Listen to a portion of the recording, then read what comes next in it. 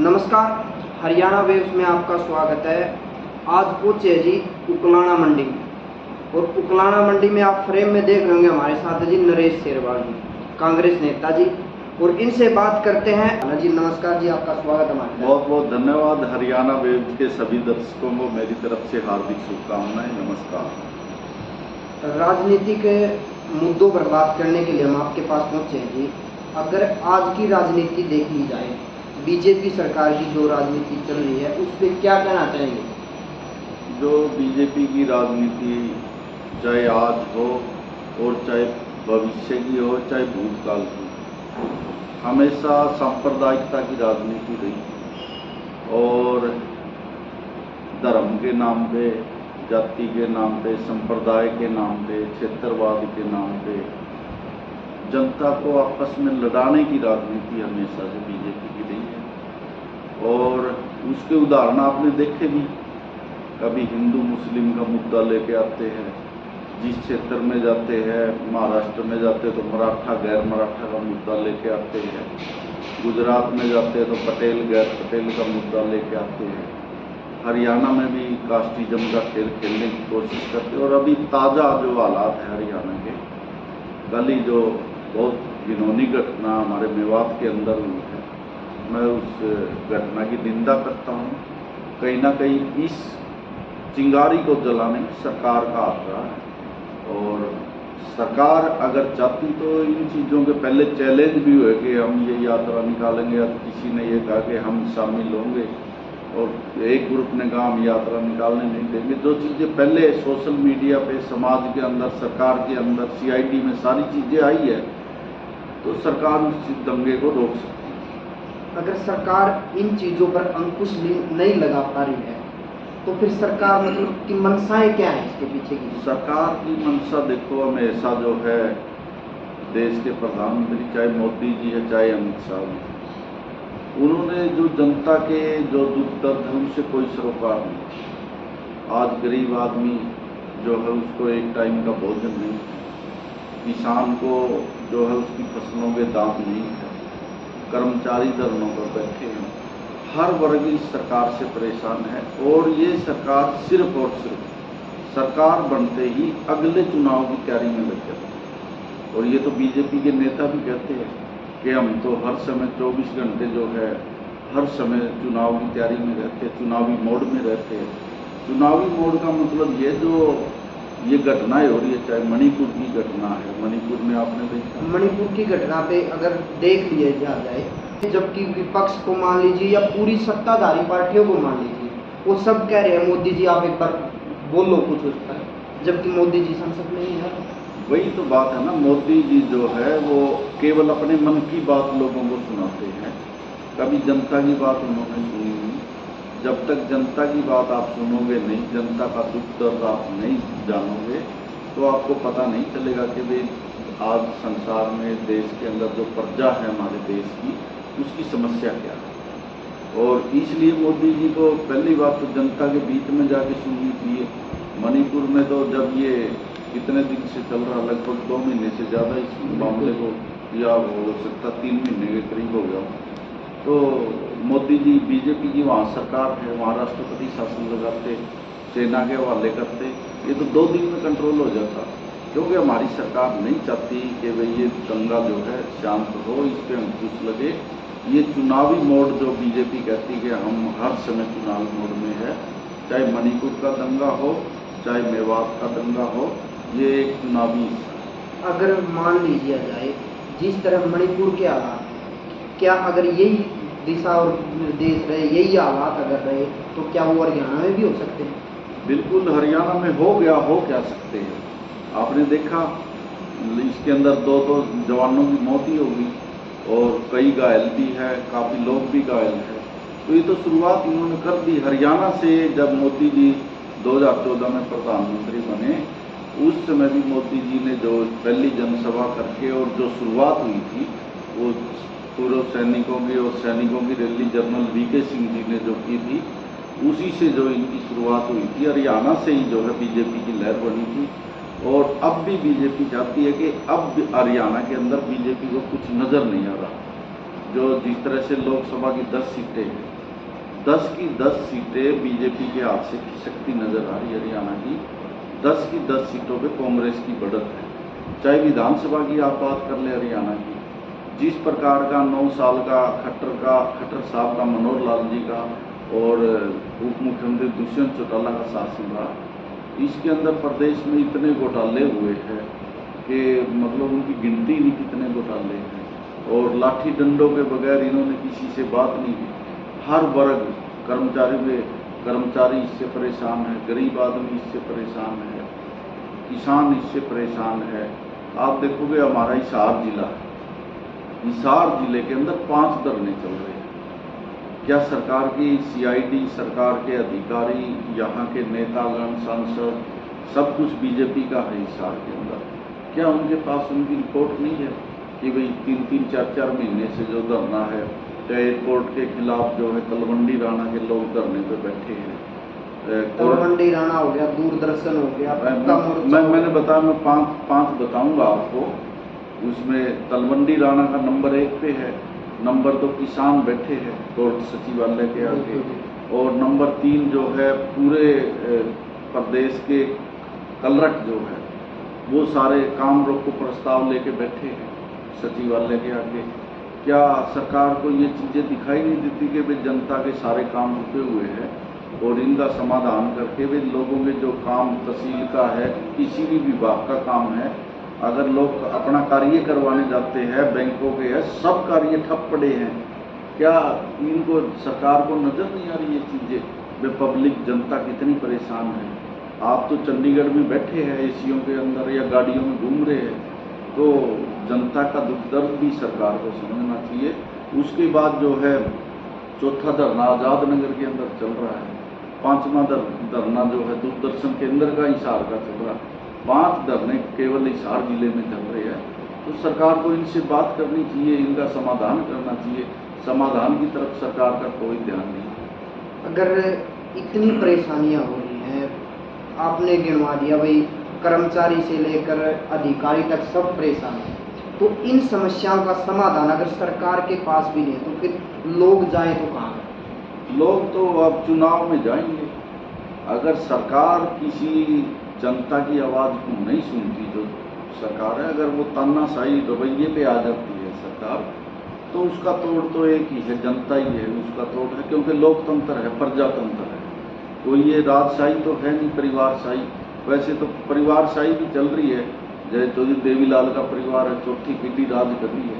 क्योंकि हमारे लोग भोले वाले हैं, 4-4 पीढ़ियों को अगर लगातार वोट देते हैं तो ये समझो कि भाई राजशाही चल रही है।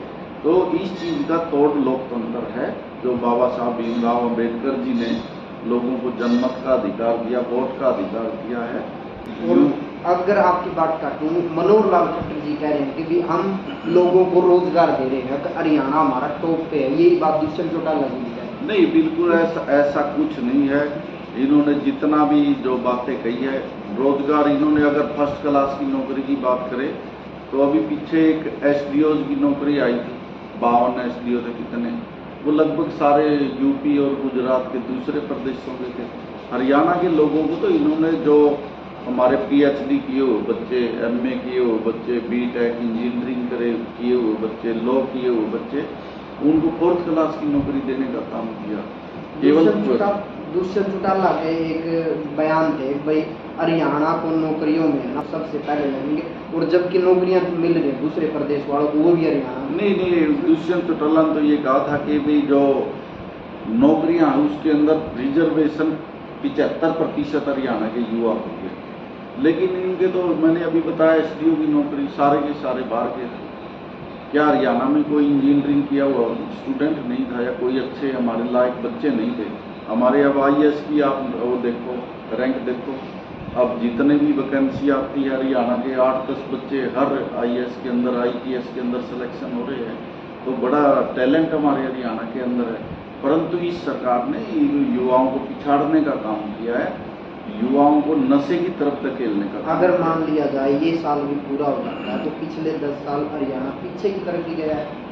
बिल्कुल 10 साल से भी ज़्यादा, और पूरा भारत मोदी जी के नेतृत्व में करीब 20 साल पीछे चला गया। जो 65 वर्ष के कार्यकाल में कांग्रेस ने जो कार्य किए थे, चाहे वो किसानों के लिए किया, कर्मचारियों के लिए किया, व्यापारियों के लिए किया, देश के अंदर चाहे सेना के लिए किया, सेना को इतनी मजबूत सशक्त सेना बनाया, और चाहे इरिगेशन सिस्टम में डैम बनाए, एजुकेशन सिस्टम में जो है यूनिवर्सिटी खोली, IIT खोली, IIM खोले, तो कॉलेज खोले, स्कूल खोले, जो जिस प्रकार से देश को आगे बढ़ाने का काम किया, आज बीजेपी ने तो उन सब संस्थानों को बेच दिया। आप जितनी चीजें कह रहे हो, आप जिनका नाम लिया है, उसमें मोदी सरकार ये कह रही है ये चीज हमने की है सारी, आप विदेशों तक ये कह रहे हैं भाई हमने इंडिया का डेवलपमेंट किया है। वही मैं मोदी जी की एक ही बात पे सारी बातें आपकी मोक देता हूँ मैं। मोदी जी ने तो ये कहा था कि हवाई चप्पल वाले साथी जो है वो हवाई जहाज में उड़ेंगे, क्या कोई साथी उड़ा? मोदी जी ने ये कहा था कि सारा विदेशों में बड़ा काला धन भारत में लेके आएंगे, गरीब आदमी को 15-15 लाख रुपए मिले, क्या किसी को मिले? मोदी जी ने कहा था बुलेट ट्रेन चलेगी, क्या बुलेट ट्रेन चली? मोदी जी ने कहा था 100 स्मार्ट सिटी बनेंगे, क्या बने? मोदी जी ने कहा था कि चीन को, पाकिस्तान को लाल आंख दिखाने की जरूरत है, क्या वो दिखाई? चाइना ने इंक्रोचमेंट कितना किया है? बीजेपी के एक सांसद ने तो संसद में बयान दिया था कि 200 किलोमीटर तक जो है चाइना ने कब्जा कर लिया अरुणाचल प्रदेश के ऊपर, उत्तराखंड के अंदर, डोकलाम के अंदर।